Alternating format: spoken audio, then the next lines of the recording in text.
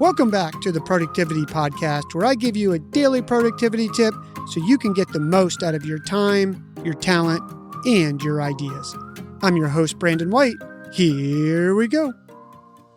Ever said something you instantly regretted, like when you got into a heated argument and said something mean, or did something to someone in an episode of anger? We've all been there. We're human. But what separates the high achievers, the super productive, successful people from the rest in these moments? It's not the mistake itself, but the three little words that follow.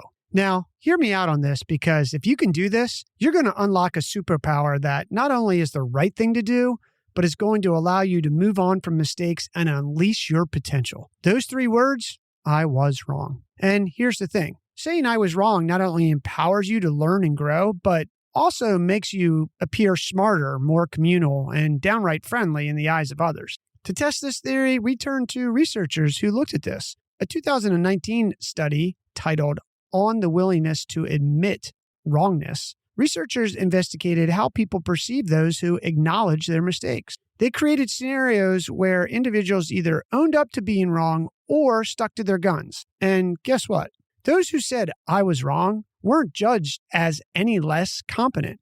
In fact, the study found they were actually seen as more intelligent, more cooperative, and more likable. Why the positive perception shift? Admitting errors taps into our fundamental need for connection. It shows humility, a willingness to learn, and respect for others' perspectives. It essentially says, hey, I'm human, I mess up, but I'm also open to growing. That kind of vulnerability fosters trust and strengthens relationships. Now, saying I was wrong isn't always easy. Our egos scream at us to defend, to deflect, to blame. But remember, admitting a mistake doesn't make you a bad person. It makes you a person who takes responsibility, who values growth over pride, and who understands that even the highest achievers are, well, still human.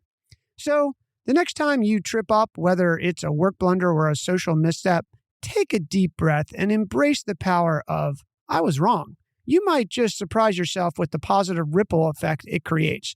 You'll learn, you'll grow, and you'll earn some bonus points in the likability department. Remember, the only true mistake is staying stuck in the wrong. Embrace the learning curve and let those three words be your mantra. I was wrong, and that's how I become better. Your move. Hey, real quick before you go, please remember to hit follow on your podcast player. You won't miss any episodes, and it helps support us bring you the show daily. Thanks for listening. We'll talk tomorrow.